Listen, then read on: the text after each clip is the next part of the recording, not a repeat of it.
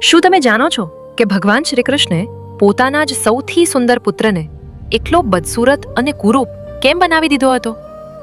આખરે એવી કઈ ભૂલ થઈ હતી કે એક રાજકુમાર કુષ્ઠરોગી બની ગયો? દ્વાપર યુગમાં ભગવાન શ્રી કૃષ્ણના પુત્ર સાબ પોતાની સુંદરતા અને શરારતી સ્વભાવના કારણે ઋષિ નારદજીનો મજાક ઉડાવતા હતા. નારદજીએ તેમને પોતાના શબ્દોમાં ફસાવી તે સ્થળે લઈ ગયા જ્યાં ભગવાન શ્રી કૃષ્ણની પત્નીઓ સ્નાન કરી રહી હતી.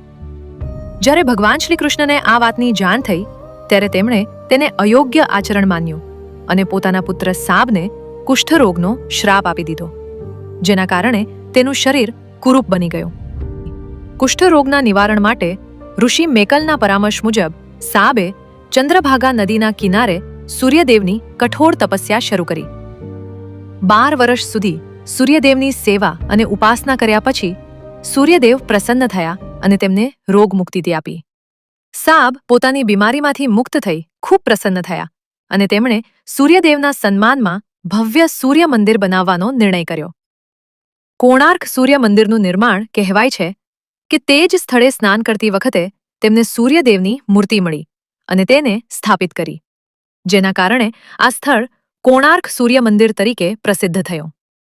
હાલમાં જે મંદિર ઊભું છે તે 13મી સદીમાં પૂર્વી ગંગા વંશના રાજા નરસિંહદેવ પ્રથમ દ્વારા બનાવવામાં આવ્યું હતું. કોણાર્કની આ પવિત્ર ભૂમિ આપણને યાદ અપાવે છે કે અહંકાર પતનનું કારણ છે અને ભક્તિ ઉન્નતિનો માર્ગ છે. આવી રહસ્યમય અને પ્રેરણાદાયક ધાર્મિક કથાઓ માટે હમણાં જ ચેનલ સબસ્ક્રાઇબ કરો અને કોમેન્ટમાં લખો, જય શ્રી કૃષ્ણ.